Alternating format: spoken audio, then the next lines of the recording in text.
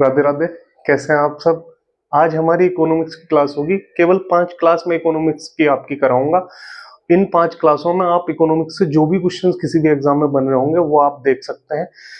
Economics की क्लासें last classes हैं हमारी, क्योंकि मेरी छुट्टियां हो गई हैं और 14 तारीख से मैं छुट्टी पे जा रहा हूं और मैं दिल्ली जाके अपने एग्जाम की तैयारी करूंगा।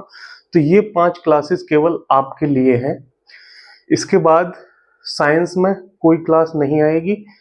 जो भी आपके पास पेड कोर्स हो या कहीं से भी यूट्यूब से आप 400-500 क्वेश्चन साइंस के तैयार कर लेना। इकोनॉमिक्स मैं आपकी कंप्लीट करा देता हूँ। 5 क्लासों में हम कंप्लीट करेंगे। जो आज की क्लास है इकोनॉमिक्स की पहली क्लास हो। हर एग्जाम में 2 क्वेश्चंस आपको यहाँ से देखने को मिलेंगे। कोई भी एग्जाम आप दे लेना, चाहे रेलवे चाहे यूपी पुलिस। इकोनॉमिक्स के लिए एकदम ऐसे मैं आपको इकोनॉमिक्स पढ़ाऊंगा कि आपका इकोनॉमिक्स का जो डर है वो बिल्कुल आपका खत्म हो जाएगा। 14 तारीख के बाद कोई क्लास नहीं आएगी। 3 दिन में मुझे आपकी 5 क्लास करानी है। हो सकता है कि 2 क्लास एक दिन में भी हो, इसीलिए मैं आपको क्लासेस करा रहा हूँ। बीच में जो मैंने क्लासेस नहीं डाली, मैं अपनी छुट्टी वुट्टी के चक्कर में लगा था और अपनी तैयारी भी कर रहा था। ठीक है, शुरू करते हैं पंचवर्षीय योजना से। हम आज की क्लास में पंचवर्षीय योजना देखेंगे, नीति आयोग देखेंगे और जीएसटी देखेंगे। इनसे क्वेश्चंस हर जगह आजकल बन रहे हैं सभी एग्जामों में। पंचवर्षीय योजना है, पंचवर्षीय योजना है। शुरू करते हैं पहली पंचवर्षीय योजना, प्रथम पंचवर्षीय योजना। प्रथम पंचवर्षीय योजना, पहली पंचवर्षीय योजना कब से कब तक चली? 1951 से लेके 1956 तक। ठीक है, पंचवर्षीय योजना से पहले आप एक चीज देखो, एक आयोग बना, योजना आयोग। योजना आयोग, डेट बहुत इंपॉर्टेंट है, कब बना था? 1950 में। Very very most important date पूछी जाती है इसकी, डेट। योजना आयोग बना 1950 में। इसका काम क्या था? योजना आयोग का काम था कि हर सरकार के लिए 5 वर्ष की योजनाएं तैयार करना। इसका काम क्या था? योजना तैयार करना।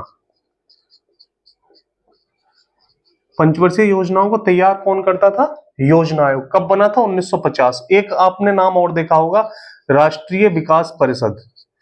राष्ट्रीय विकास परिषद कब बनी थी? 1952 में। दोनों की डेट पूछी जाती है। 1952 में बनी थी राष्ट्रीय विकास परिषद। और जो योजना आयोग योजनाएं तैयार करता था, वो योजनाएं किस तरीके से आगे चलानी है उनका अनुमोदन करती थी कौन? राष्ट्रीय विकास परिषद। योजनाओं को कैसे आगे चलाना है उसका अनुमोदन करती थी राष्ट्रीय विकास परिषद। तो ये 2 क्वेश्चन जो डायरेक्ट एग्जामों में पूछे जाते हैं। अब शुरू करते हैं पंचवर्षीय योजना। पहली पंचवर्षीय योजना 1951 से 1956 तक चली। ये कौन से मॉडल पे आधारित थी? हेराल्ड डोमर मॉडल पर आधारित। मॉडल पर आधारित। पेपर में डायरेक्ट पूछा जाता है कि हेराल्ड डोमर मॉडल पर आधारित कौन सी पंचवर्षीय योजना थी? तो पहली पंचवर्षीय योजना। क्या उद्देश्य था पहली पंचवर्षीय योजना का? क्या उद्देश्य था? कृषि को बढ़ावा देना। कृषि को बढ़ावा देना। पहली पंचवर्षीय योजना कृषि पर आधारित थी। कृषि को बढ़ावा देने का उद्देश्य इसमें रखा गया था। और जो विकास दर का लक्ष्य रखा गया था, विकास दर का लक्ष्य, विकास दर का जो लक्ष्य रखा गया था वो रखा गया था 2.1%। 2.1% विकास दर का इसमें लक्ष्य रखा गया था, जो एसएससी जीडी के पेपर में इसी साल पूछा गया। प्राप्त कितना हुआ? विकास दर कितनी प्राप्त हुई? 3.6%। मतलब जो लक्ष्य रखा गया था उससे भी 1.5% ज्यादा प्राप्त हुई। 3.6% विकास दर इसमें प्राप्त हुई। वेरी वेरी मोस्ट इंपोर्टेंट है ये दोनों आंकड़े। विकास दर का लक्ष्य रखा गया 2.1% और प्राप्त कितनी हुई? 3.6%। दोनों ही एग्जामों में पूछे जाते हैं। ठीक है, 1951 में एक आंदोलन भी चला जिसका नाम था क्या? भूदान आंदोलन। भूदान आंदोलन किसने चलाया था? आचार्य विनोबा भावे। ये मैंने आपको मॉडर्न हिस्ट्री में बताया और डायरेक्ट पेपरों में पूछा भी जा रहा है आजकल। तो पहली पंचवर्षीय योजना 1951 से 1956 तक चली। हेराल्ड डोमर मॉडल पर आधारित थी। उद्देश्य कृषि को बढ़ावा देना था। विकास दर का लक्ष्य 2.1% इसमें रखा गया। प्राप्त कितनी हुई विकास दर? 3.6%। Very very most important. 1951 में एक आंदोलन चला, भूदान आंदोलन, जो चलाया किसने? आचार्य विनोबा भावे जो थे, इन्होंने चलाया, पोचमपल्ली आंध्र प्रदेश में। ठीक है। योजना आयोग 1950 में बना और राष्ट्रीय विकास परिषद 1952 में बनी। अब योजना आयोग खत्म कर दिया है, उसकी जगह पे नीति आयोग है, वो हम इसके बाद में देखेंगे पूरा। ठीक है। अब डालो दूसरी पंचवर्षीय योजना। दूसरी पंचवर्षीय योजना, दूसरी पंचवर्षीय योजना, दूसरी पंचवर्षीय योजना 1956 से 1961 तक, 1961 तक किस मॉडल पर आधारित थी? महालनोबिस मॉडल। महालनोबिस मॉडल पर आधारित, मॉडल पर आधारित, महालनोबिस मॉडल पर आधारित थी दूसरी पंचवर्षीय योजना। उद्देश्य क्या था? उद्देश्य था भारी उद्योगों को बढ़ावा देना, भारी उद्योगों को बढ़ावा देना। और दूसरी पंचवर्षीय योजना में ही भारत में बड़े उद्योग खोले गए। कौन कौन से? भिलाई, दुर्गापुर और राउरकेला। राउरकेला, ये मैंने ज्योग्राफी में आपको बताया है। भिलाई, दुर्गापुर और राउरकेला में भारी उद्योग लगाए गए दूसरी पंचवर्षीय योजना में। ये जब मैंने आपको ज्योग्राफी में उद्योग पढ़ा है, वहां भी आपको ये बताया है। पूछे जाते हैं कि दूसरी निम्नलिखित में से कौन सा उद्योग दूसरी पंचवर्षीय योजना में लगा या कौन सा तीसरी पंचवर्षीय योजना में लगा, डायरेक्ट पेपरों में पूछा जाता है। ठीक है। अब परमाणु ऊर्जा आयोग की स्थापना हुई। परमाणु ऊर्जा आयोग की स्थापना 1958 में।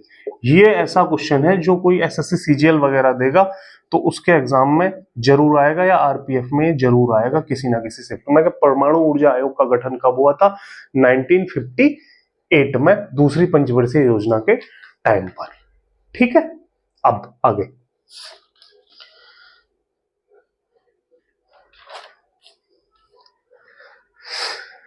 दूसरी पंचवर्षीय योजना 1956 से 61 तक चली। महालनोबिस मॉडल पर आधारित थी। उद्देश्य भारी उद्योगों को बढ़ावा देना था। भिलाई, दुर्गापुर, राउरकेला भारी उद्योग लगाए गए इन जगहों पे दूसरी पंचवर्षीय योजना में। परमाणु ऊर्जा आयोग की स्थापना हुई 1958 में। ठीक है। अब आप बताना कि राष्ट्रीय सांख्यिकी दिवस कब मनाया जाता है, ये आप कमेंट में मुझे बताओगे। ठीक है। अब तीसरी पंचवर्षीय योजना, तीसरी पंचवर्षीय योजना 1961 से 1966 तक तीसरी पंचवर्षीय योजना चली। Very very most important question जो इस बार पैट में आया और बहुत कम लोग इसे कर पाए होंगे।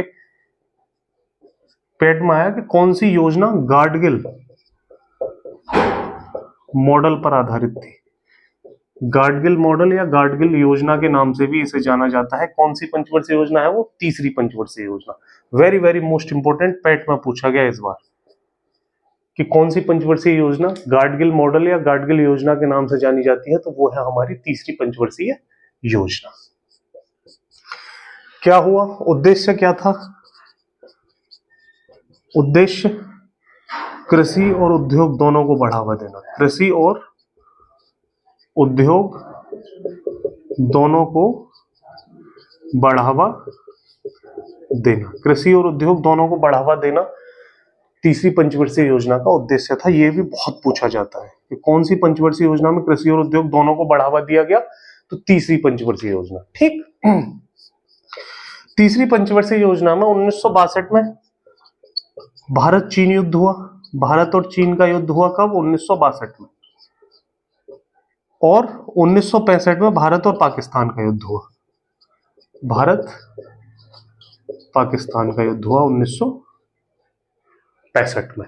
इन दोनों युद्ध के बाद तीसरी पंचवर्षीय योजना में जो लक्ष्य रखे गए थे वो ये लक्ष्य प्राप्त नहीं कर पाई और तीसरी पंचवर्षीय योजना के बाद पंचवर्षीय योजनाओं में विराम आ गया।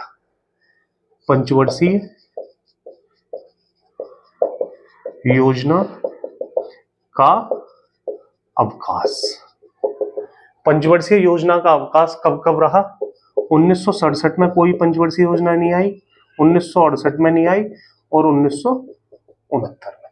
1967, 68 और 69 में पंचवर्षीय योजना नहीं चलाई गई। क्यों? भारत और पाकिस्तान का युद्ध हुआ, भारत और चीन का युद्ध हुआ, तो अर्थव्यवस्था पे उसका इफेक्ट पड़ा, तो 3 साल के लिए बीच में फिर पंचवर्षीय योजना नहीं आई। पेपर में डायरेक्ट क्वेश्चन आता है कि निम्नलिखित में से कौन सी पंचवर्षीय योजना के बाद पंचवर्षीय योजनाओं का अवकाश हुआ? तो वो थी तीसरी पंचवर्षीय योजना।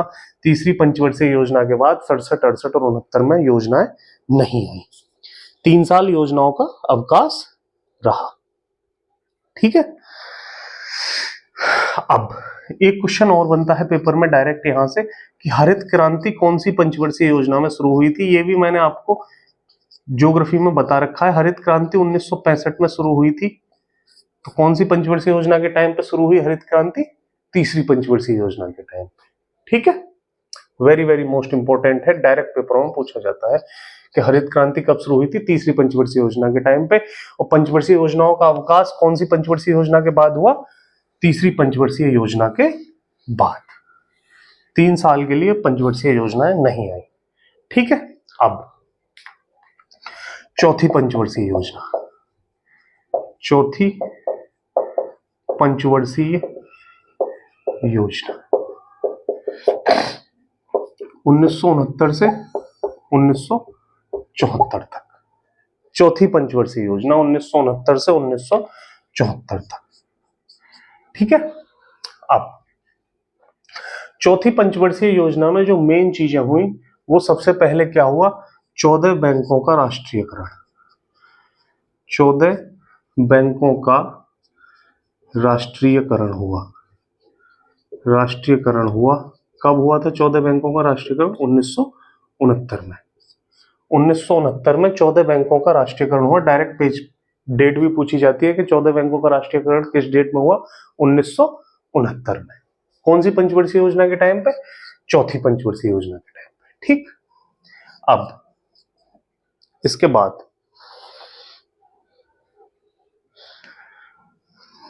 भारत ने पहला परमाणु विस्फोट किया।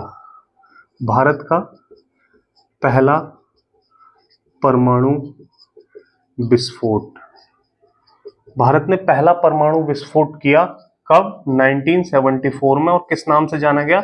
Smiling Buddha. Smiling Buddha. Smiling Buddha के नाम से पहला परमाणु विस्फोट हुआ भारत का 1974 में। परमाणु ऊर्जा आयोग की स्थापना कब हुई थी? 1958 में। ठीक है। ये भी चौथी पंचवर्षीय योजना के टाइम पर ही हुआ। भारत पाक युद्ध हुआ। भारत पाक युद्ध कब? 1971 में। 1971 में। और 1971 में बांग्लादेश अलग देश बन गया। बांग्लादेश देश बन गया अलग। ये वो डेट है जो डायरेक्ट एग्जामों में आती है कि बांग्लादेश कब देश बना? तो 1971 में। ठीक है। किसी पेपर में आई है ये, इसलिए मैंने आपको बताया है। तो ये चीजें हुई चौथी पंचवर्षीय योजना के टाइम पे। 14 बैंकों का राष्ट्रीयकरण हुआ, भारत का पहला परमाणु विस्फोट हुआ 1974 में, और भारत पाक युद्ध हुआ 1971 में, और 1971 में बांग्लादेश अलग देश बन गया। ठीक है। अब चौथी पंचवर्षीय योजना के बाद पांचवी पंचवर्षीय योजना। पांचवी पंचवर्षीय योजना। पंचवर्षीय योजनाओं से अब आपका कोई भी क्वेश्चन किसी भी एग्जाम में मुझे नहीं लग रहा कि छूटेगा। इतने अच्छी तरीके से मैं आपको इकोनॉमिक्स पढ़ाऊंगा कि आपका इकोनॉमिक्स का डर खत्म हो जाएगा एकदम। आपको लगेगा कि हाँ, ऐसी इकोनॉमिक्स शायद आपने पहले कभी ना पढ़ी हो। ठीक है। पांचवी पंचवर्षीय योजना 1974 से 1978 तक ये चली। कौन से मॉडल पर आधारित थी? डीडी धर मॉडल। डीडी धर मॉडल पर आधारित। वेरी वेरी मोस्ट इंपोर्टेंट है, डायरेक्ट पूछा जाता है पेपरों में कि कौन सी पंचवर्षीय योजना डीडी धर मॉडल पर आधारित थी? पांचवी पंचवर्षीय योजना। नारा था इसका, कौन सा नारा इस योजना में दिया गया? गरीबी हटाओ। गरीबी हटाओ का नारा दिया गया कौन सी पंचवर्षीय योजना में? पांचवी पंचवर्षीय योजना में। ठीक है, और क्या हुआ पांचवी पंचवर्षीय योजना में?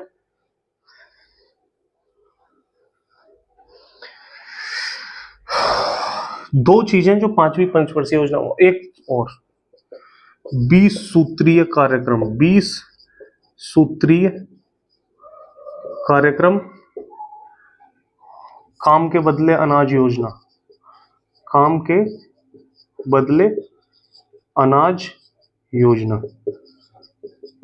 ये योजनाएं इसी टाइम पे चली थी पांचवी पंचवर्षीय योजना में। अगर आप कभी लेखपाल वगैरह का एग्जाम दोगे तो वहां आप इन योजनाओं को पढ़ोगे। 20 सूत्रीय कार्यक्रम और काम के बदले अनाज योजना कौन सी पंचवर्षीय योजना के टाइम पे चली? पांचवी पंचवर्षीय योजना के टाइम पे। गरीबी हटाओ इसका नारा था और डीडी धर मॉडल पर ये आधारित थी। ठीक है, 1974 से 78 तक चली, 4 साल। क्यों? क्योंकि 1977 में सरकार बनी जनता पार्टी की। 1977 में प्रधानमंत्री बने कौन? मोरारजी देसाई। किसकी सरकार आई? जनता पार्टी। जनता पार्टी की सरकार आई 1977 में। और इन्होंने क्या किया? 1978, 1979 और 1980, 3 साल इन्होंने एक प्लान चलाया, रोलिंग प्लान। रोलिंग प्लान मतलब पंचवर्षीय योजनाएं खत्म हो गई, अब प्लान चले रोलिंग प्लान। मतलब हर एक साल के लिए योजनाएं चलाई गई और एक साल के लिए ही उसमें लक्ष्य निर्धारित करे गए, उसे कहा जाता है रोलिंग प्लान। अब पेपर में क्वेश्चन आता है कि निम्नलिखित में से कौन सी पंचवर्षीय योजना के बाद रोलिंग प्लान शुरू हुआ? तो वो थी पांचवी पंचवर्षीय योजना। बहुत आता है पेपरों में, आपने पेपर सेटों में भी बहुत देखा होगा। वेरी वेरी मोस्ट इंपॉर्टेंट है कि कौन सी पंचवर्षीय योजना के बाद रोलिंग प्लान शुरू हुआ? तो पांचवी पंचवर्षीय योजना के बाद रोलिंग प्लान शुरू हुआ। क्यों? प्रधानमंत्री बने मोरारजी देसाई, जनता पार्टी की सरकार आई 1977 में और उन्होंने 78, 79 और 80 में रोलिंग प्लान शुरू कर दिया। ठीक है, अब कौन सी पंचवर्षीय योजना के बाद पंचवर्षीय योजना का अवकाश हुआ था? तो वो थी तीसरी पंचवर्षीय योजना। कौन सी पंचवर्षीय योजना के बाद रोलिंग प्लान शुरू हुआ? तो वो थी आपकी पांचवी पंचवर्षीय योजना। दोनों चीज आपको बहुत अच्छे से याद रखनी है। ठीक है, अब छठी पंचवर्षीय योजना में हमें कुछ नहीं देखना, इंपॉर्टेंट नहीं है। सातवीं भी इंपॉर्टेंट नहीं है। अब हमें एक चीज देखनी है, 1991 और 92 में भारत में हुए आर्थिक सुधार। आर्थिक सुधार, आर्थिक सुधार 1991-92 में भारत में आर्थिक सुधार हुए। आर्थिक सुधार में क्या था? प्रधानमंत्री थे उस टाइम कौन? पेपर में डायरेक्ट पूछा जाता है कि भारत में जब आर्थिक सुधार हुए तब प्रधानमंत्री कौन थे? पीवी नरसिम्हा राव। पीवी नरसिम्हा राव उस टाइम भारत में प्रधानमंत्री थे। और वित्त मंत्री कौन थे? वित्त मंत्री थे आपके मनमोहन सिंह। मनमोहन सिंह उस टाइम पे भारत के वित्त मंत्री थे 1991-92 में जब भारत में आर्थिक सुधार हुए। ठीक है, इन्होंने एक नीति चलाई 1991-92 में भारत में जब आर्थिक सुधार हुए तो नीतियां चली कौन सी? उदारीकरण, निजीकरण और वैश्वीकरण। ये नीति चली आर्थिक सुधार में, उदारीकरण की, निजीकरण की और वैश्वीकरण की। उदारीकरण का मतलब होता है जैसे हमारे यहाँ कोई विदेशी लोग कोई फैक्ट्री लगाना चाह रहे हैं या कुछ भी लगाना चाह रहे हैं तो उनको लिए टैक्स में छूट, तो ये हो गया उदारीकरण। मतलब कोई भी हमारे यहाँ आए, वो अपनी कोई भी फैक्ट्री लगाए या कोई भी काम करेगा तो उसे टैक्स में छूट दी जाएगी, ये था उदारीकरण। निजीकरण, निजीकरण का मतलब प्राइवेटाइजेशन कर दिया चीजों का, ये होता है निजीकरण, प्राइवेटाइजेशन। और वैश्वीकरण मतलब सभी के लिए चीजें ओपन कर दी गई, कोई भी आके कोई भी फैक्ट्री लगा सकता था। तो वैश्वीकरण, निजीकरण और उदारीकरण की नीति अपनाई भारत ने आर्थिक सुधार के लिए 1991 और 92 में। ठीक है, तो ये है उदार। पेपर में डायरेक्ट क्वेश्चन आता है कि उदारीकरण और निजीकरण और वैश्वीकरण कब शुरू हुआ? 1991-92 में जब आर्थिक सुधार हुए। ठीक है, अब इसके बाद हम देखेंगे 9वीं पंचवर्षीय योजना, जो आजकल जीडी वगैरह के एग्जाम में आ रही है, एसएससी जीडी वगैरह में ये पूछी जा रही है, जीडी में भी और आरपीएफ में भी ये शायद पूछी जाए। 9वीं पंचवर्षीय योजना, डेट पूछी जाती है इनकी, डेट। 9वीं पंचवर्षीय योजना कब से कब तक चली? ये चली आपकी 1997 से 2002 तक। 9वीं पंचवर्षीय योजना कब से कब तक चली? 1997 से 2002 तक। उद्देश्य क्या था 9वीं पंचवर्षीय योजना का? उद्देश्य था इसका क्या? सामाजिक न्याय और समानता के साथ विकास। समानता के साथ विकास। जहां भी सामाजिक न्याय और समानता आपको बढ़ दिखे तो वो 9वीं पंचवर्षीय योजना का उद्देश्य था। 9वीं पंचवर्षीय योजना का उद्देश्य था सामाजिक न्याय और समानता के साथ विकास। 1997 से 2002 तक चली 9वीं पंचवर्षीय योजना। डेट बहुत इंपॉर्टेंट है, पेपर में आजकल इनकी डेट ही पूछी जाती है। फिर हम देखेंगे 10वीं पंचवर्षीय योजना। 10वीं पंचवर्षीय योजना, 10वीं पंचवर्षीय योजना 2002 से 2007 तक। 10वीं पंचवर्षीय योजना 2002 से 2007 तक। उद्देश्य क्या था? या तो इनकी पेपर में डेट आएगी या इनका उद्देश्य आएगा। तो इसका उद्देश्य था मानव संसाधनों का विकास। मानव संसाधनों का विकास, ये उद्देश्य था आपका 10वीं पंचवर्षीय योजना का, मानव संसाधनों का विकास। ये सब एसएससी जीडी या रेलवे में पूछे हुए क्वेश्चन है, तभी मैं आपको ये बता रहा हूँ। और ये जब पेपर में आता है तो हम इन्हें नहीं कर पाते, क्योंकि हम लोग केवल 5 तक पढ़ते हैं, 5वीं पंचवर्षीय योजना तक पढ़ा और काम खत्म।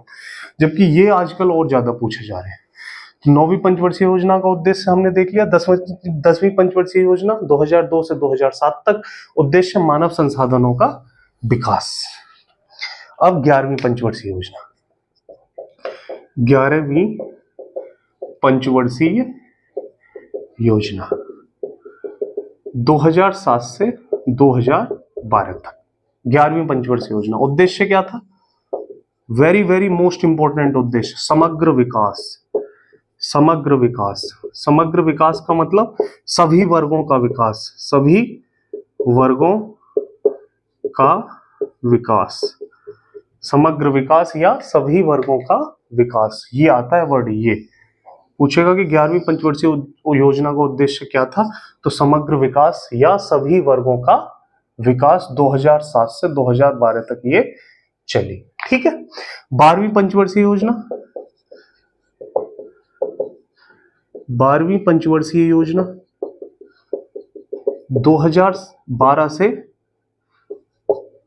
2017 तक इसको चलना था, लेकिन 2014 में गवर्नमेंट चेंज हुई और ये पंचवर्षीय योजना बीच में ही खत्म हो गई और नीति आयोग की स्थापना हो गई 1 जनवरी 2015 को। 12वीं पंचवर्षीय योजना का जो उद्देश्य था, वो उद्देश्य था तीव्र, धारणीय और समावेशी विकास। मतलब तीव्र गति के साथ विकास करना है, तीव्र, धारणीय और समावेशी विकास, ये उद्देश्य था 12वीं पंचवर्षीय योजना का, जो 2012 से 2017 तक चली। 2011 में जो चली वो समग्र विकास उसका उद्देश्य था। दोनों सेम ही थे उद्देश्य। ठीक है। 2007 से 2012 और 2012 से 2017 तक चलनी थी, लेकिन बीच में ही बंद हो गई और एक योजना आयोग की जगह पे एक दूसरा आयोग आ गया जिसका नाम है नीति आयोग। अब हम वो देखेंगे, नीति आयोग। नीति आयोग। नीति आयोग। नीति आयोग किसकी जगह पे आया है? योजना आयोग की जगह पे। जो 1950 में योजना आयोग बना था वो खत्म कर दिया गवर्नमेंट ने। अब उसकी जगह पे एक अलग आयोग आया जिसका नाम है नीति आयोग, जो हर 1 साल के लिए हमारे यहाँ योजनाएं बनाता है। स्थापना कब हुई? स्थापना 1 जनवरी 2015। वेरी वेरी मोस्ट इंपोर्टेंट, रट लेना इस डेट को, क्योंकि ये दिल्ली पुलिस कांस्टेबल में दोनों डेटें अलग अलग शिफ्टों में पूछी गई हैं। एक में पूछा था कि कब हुई, 1 जनवरी को, एक में पूछा था सन। तो 1 जनवरी 2015 को स्थापना हुई नीति आयोग की। नीति आयोग की फुल फॉर्म क्या है? फुल फॉर्म पहले इंग्लिश में देखेंगे, national institution for transforming India. Transforming India मतलब डिजिटल, जैसे आजकल डिजिटलाइजेशन चल रहा है ना, टेक्नोलॉजी के हिसाब से ही भारत को बनाना है इसका उद्देश्य। ठीक है, national institution for transforming India, या अगर हम हिंदी में देखें तो राष्ट्रीय इंस्टीट्यूशन का मतलब संस्थान, ट्रांसफॉर्मिंग का मतलब परिवर्तन, और इंडिया का मतलब भारतीय। भारतीय राष्ट्रीय परिवर्तन संस्थान, ये है इसकी हिंदी, भारतीय राष्ट्रीय परिवर्तन संस्थान या national institution for transforming India. ये नीति आयोग की फुल फॉर्म है, जो हर बार कहीं ना कहीं किसी ना किसी एग्जाम में ये पूछी जा रही है। ये ईपीएफओ के एग्जाम में भी पूछी गई थी। ईपीएफओ जो यूपीएससी ने कराया था उसमें ये पूछी गई थी। ठीक है, अब योजना आयोग के अध्यक्ष कौन है? अध्यक्ष, योजना आयोग के जो अध्यक्ष हैं वो है हमारे प्रधानमंत्री। प्रधानमंत्री होते हैं योजना आयोग के अध्यक्ष। वो सॉरी, नीति आयोग के अध्यक्ष। नीति आयोग के अध्यक्ष कौन है? वो है हमारे प्रधानमंत्री। नीति आयोग के अध्यक्ष भी प्रधानमंत्री होते हैं और योजना आयोग जो था उसके अध्यक्ष भी प्रधानमंत्री ही होते थे। ठीक है, इसके उपाध्यक्ष कौन है? उपाध्यक्ष है सुमन वेरी। सुमन वेरी है इसके उपाध्यक्ष। नीति आयोग के उपाध्यक्ष है सुमन वेरी। और सीईओ कौन है इसके? V R Subramaniam. V R Subramaniam इसके सीईओ है। अगर हिंदी में पूछेगा तो या तो ऐसे लिखा आएगा सीईओ, हिंदी में अगर पूछेगा तो या तो ऐसे लिखा आएगा सीईओ, या लिखा आएगा मुख्य कार्यकारी अधिकारी। आजकल ये लिखा आ रहा है ज्यादा, क्योंकि सीईओ तो सब समझ लेते हैं, लेकिन मुख्य कार्यकारी अधिकारी ये कोई नहीं समझ पाता। तो मुख्य कार्यकारी अधिकारी या सीईओ बात एक ही है। चीफ एग्जीक्यूटिव ऑफिसर इसकी हिंदी होती है मुख्य कार्यकारी अधिकारी। वो है कौन? वी आर सुब्रमण्यम है किसके? नीति आयोग के। उपाध्यक्ष है सुमन वेरी और अध्यक्ष होते हैं कौन? प्रधानमंत्री। ठीक है, तो ये नीति आयोग के बारे में जो भी क्वेश्चंस किसी भी एग्जाम में बन सकते थे मैंने आपको पूरा बता दिया। अब हम देखेंगे क्या? GST. GST full form goods and service tax. Goods and service tax इसकी फुल फॉर्म है। वेरी वेरी मोस्ट इंपॉर्टेंट है, क्योंकि नया टैक्स बना है और हर जगह कोई भी आप एग्जाम दे लेना, सब जगह इसके क्वेश्चन आते हैं। वस्तु एवं सेवा कर, वस्तु एवं सेवा कर, गुड्स एंड सर्विस टैक्स या वस्तु एवं सेवा कर। कैसा टैक्स है जीएसटी? जीएसटी अप्रत्यक्ष कर है। अप्रत्यक्ष कर, अप्रत्यक्ष कर मतलब सरकार इसे हमसे नहीं लेती डायरेक्ट। हमने कोई चीज खरीदी तो सरकार उससे लेगी कंपनी से, और कंपनी हमसे वसूल करेगी। तो ये है अप्रत्यक्ष कर है जीएसटी। ठीक है, पूछा जाता है कि जीएसटी कैसा टैक्स है, तो अप्रत्यक्ष टैक्स है, इनडायरेक्ट टैक्स है। ठीक, जीएसटी कौन सी समिति की सिफारिश पर आया? तो इसके लिए एक समिति बनी थी, केलकर समिति। केलकर समिति की सिफारिश पे जीएसटी टैक्स आया। ठीक है, डायरेक्ट पैट में पूछी गई थी इसी बार कि जीएसटी के लिए कौन सी समिति बनी थी, तो केलकर समिति जीएसटी के लिए बनी थी और इसी ने सिफारिश करी थी जीएसटी। ठीक है, अब पैट में आया है, हर जगह पूछा जा रहा है, बहुत अच्छा क्वेश्चन है, याद रखना जरूर। अब संविधान में संशोधन हुआ, 101वां संविधान संशोधन, संविधान संशोधन अधिनियम 101वां संविधान संशोधन अधिनियम हुआ जिससे जीएसटी लागू हुआ भारत में। ठीक है, कौन सा संविधान संशोधन था? 101वां संविधान संशोधन। अगर बिल की बात करें तो 122वां संविधान संशोधन बिल था। संशोधन बिल, संविधान संशोधन बिल या विधेयक, अगर वो पूछे कि कौन सा बिल था तो 122वां बिल था, लेकिन संविधान संशोधन अधिनियम कौन सा था? 101वां संविधान संशोधन अधिनियम था। बिल कौन सा था?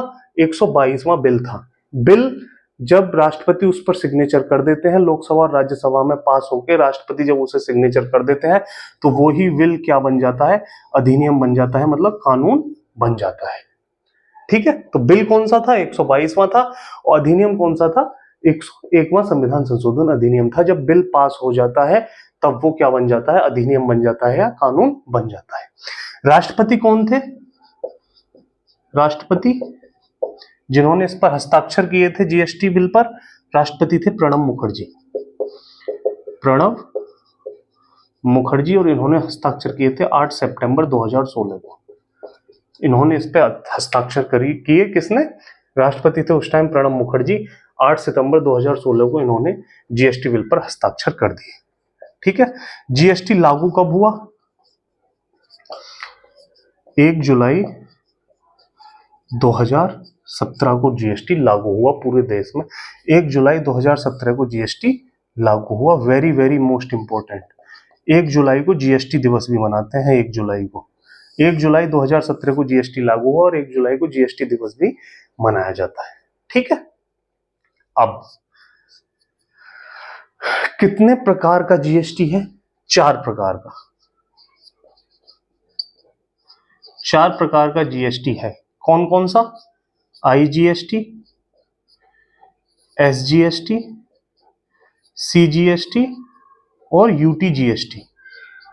4 प्रकार का जीएसटी है। पेपरों में डायरेक्ट पूछा जा रहा है, डायरेक्ट। जीएसटी से संबंधित जो भी पॉइंट मैंने लिखा है ये कहीं ना कहीं पेपर में आपका आया हुआ है और इंपॉर्टेंट है। 4 प्रकार का जीएसटी है। आईजीएसटी मतलब इंटीग्रेटेड जीएसटी, एकीकृत GST, SGST state GST, CGST central GST और यूटीजीएसटी यूनियन टेरिटरी जीएसटी। 4 प्रकार के जीएसटी है। ठीक, अब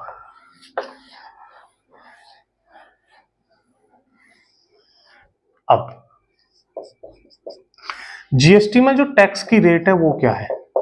जीएसटी में टैक्स रेट कितनी है? 5%, 12%, 18% और 5%, 12%, 18% और आपका अगला टैक्स रेट है 28%। 4 प्रकार की टैक्स रेट है इसमें, 5, 12, 18, 28 पूछा जाता है। शिक्षा पर कौन सा टैक्स रेट लगता है? शिक्षा पर वो लग रहा है हमारा 18%। ठीक है, किस चीज पर जीएसटी नहीं लगता है? मतलब जीएसटी नहीं लगता, जीएसटी नहीं लगता। जीएसटी किस चीज पर नहीं लग रहा है? जीएसटी अल्कोहल पर नहीं लगता और जीएसटी पेट्रोलियम पर नहीं लग रहा। पेट्रोलियम पर नहीं लगता मतलब पेट्रोल,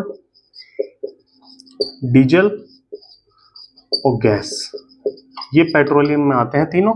पेट्रोलियम पर जीएसटी नहीं लगता और अल्कोहल पर जीएसटी नहीं लग रहा है, इन पे जीएसटी नहीं लगता है। वेरी वेरी मोस्ट इंपोर्टेंट है, डायरेक्ट पेपर में पूछा जाता है कि किस चीज पे जीएसटी नहीं लग रहा। ठीक है, अब जीएसटी की जो दरें हैं, जो रेट जीएसटी के लग रहे हैं, जीएसटी के लिए एक समिति बनाई गई है, जीएसटी परिषद।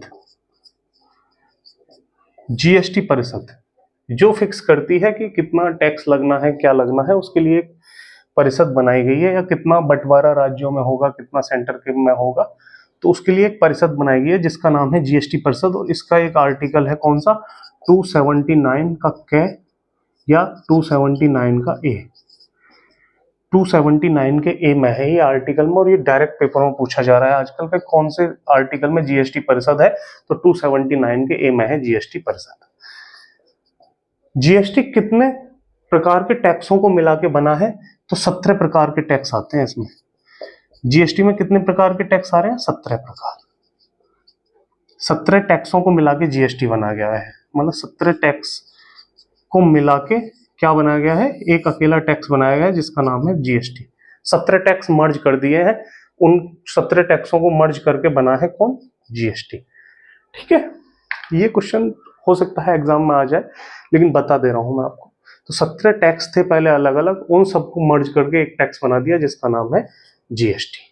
ठीक है, तो ये जीएसटी से संबंधित कोई भी क्वेश्चन किसी भी एग्जाम में जो आपका बन सकता था, वो मैंने आपका जीएसटी से संबंधित वो क्वेश्चन यहां आपको बता दिए हैं। बाकी हाँ, एक चीज और, जीएसटी परिषद जो है, जीएसटी परिषद,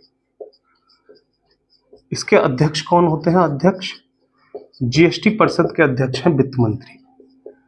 वित्त मंत्री, very very most important question. GST परिषद के अध्यक्ष कौन है, वित्त मंत्री, very very most important question है ये। ठीक है, अब जीएसटी तो हमारा था इनडायरेक्ट टैक्स। अब कुछ पेपरों में जो आप जब सेट लगाते होंगे तो डायरेक्ट क्वेश्चन देखते होंगे कि प्रत्यक्ष कर है या अप्रत्यक्ष कर है, ऐसे पूछता है, तो हम देखेंगे कुछ प्रत्यक्ष कर। प्रत्यक्ष कर जिन्हें बोलते हैं डायरेक्ट टैक्स।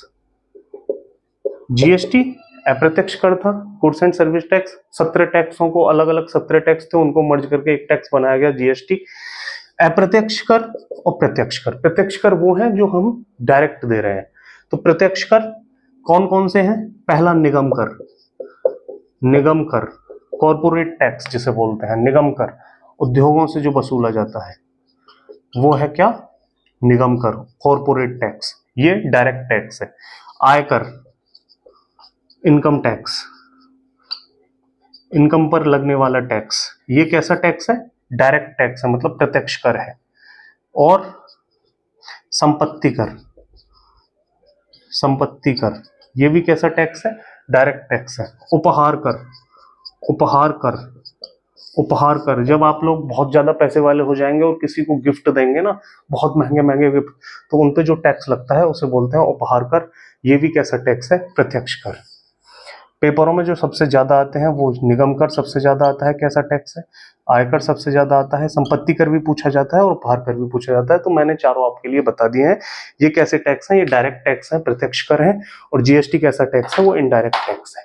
ठीक है, तो ये क्वेश्चंस जो नीति आयोग, जीएसटी और पंचवर्षीय योजनाओं से किसी भी एग्जाम में आ सकते थे। एक क्लास इकोनॉमिक्स की आपकी हो गई, 4 क्लासें इकोनॉमिक्स में अभी और होंगी, जिसमें एक में हम बैंकिंग पढ़ेंगे, एक में हम राष्ट्रीय आय और जीडीपी पढ़ेंगे, और एक में हम कुछ जो फेमस योजनाएं हैं वो पढ़ेंगे, और एक में हम आपके शेयर मार्केट वगैरह देखेंगे, जैसे सेबी हुआ, निफ्टी हुआ, स्टॉक एक्सचेंज मार्केट है, तो ये सब हम उसमें देखेंगे। ठीक है, क्लास अच्छी लगी हो कमेंट में आप जरूर बताना, क्योंकि 4 क्लासों का हमारा और साथ है, आपका कुछ भी ना छूटे, इसीलिए मैंने इकोनॉमिक्स भी जरूर पढ़ाने की सोची, जो भी टाइम निकाल के मैंने ये चीजें करी हैं। साइंस के लिए आप कहीं भी यूट्यूब से देख लेना, और करंट के लिए मैंने आपको बता ही दिया, जनवरी से जून तक की आप कहीं से करंट तैयार कर लेना, या जिसके पास भी 2023 से लेकर 2024 तक की आप वो देख लेना। ठीक है, जय हिंद, जय भारत। अच्छे से पढ़ाई करनी है, जुलाई में आपका एग्जाम हो सकता है, पूरी तरह से लग जाओ, कम से कम 18 घंटे पूरे दिन में पढ़ना शुरू कर दो, 4 घंटे सो और 2 घंटे खाने पीने और नहाने धोने के लिए। ठीक है, चलो आराम से पढ़ना है, और कमेंट में जरूर बताना है क्लास कैसी लगी। जय हिंद, जय भारत।